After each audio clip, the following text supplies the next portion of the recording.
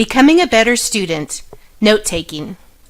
You may have been taught how to take notes early on in high school, but chances are those techniques were meant to help you take notes in a classroom with the teacher in front of you. As an online learner, there is no teacher in front of you. You will be reading a lot of material and watching videos. You might think you won't need to take notes in an online class. But there are some good reasons for taking notes in an online class.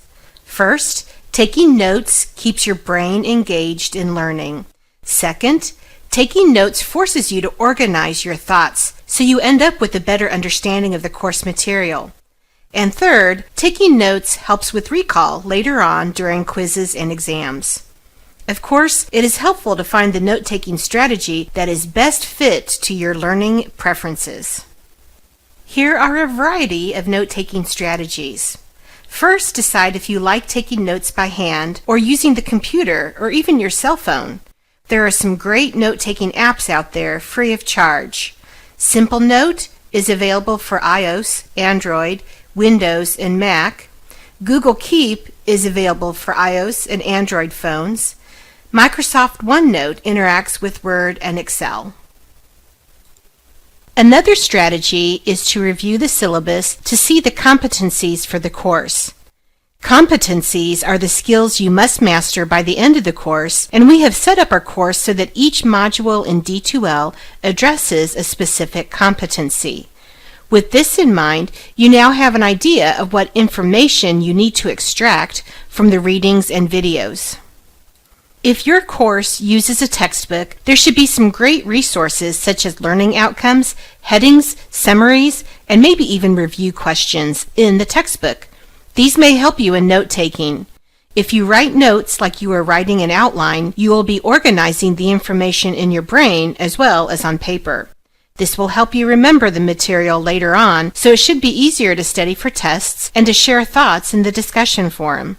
One note though, don't write in your textbooks, especially if you're borrowing a textbook from Washburn Tech.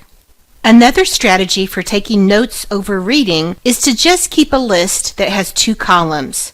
The first column is where you note the important point you want to remember, and the second column is where you record the page number where those points are explained. This is a kind of study guide, so it's a good way to help you review for exams. If your competencies for the course require you to perform skills, be sure to take notes that describe the skills along with the hints or tips for performing the steps. Create a graphic that will help you connect the steps so that you can easily remember them in an exam. When watching videos, use the pause button frequently to stop and think about what to take notes on. Pause every time you hear a good definition or explanation or steps to perform a procedure. Don't try to copy the closed captioning.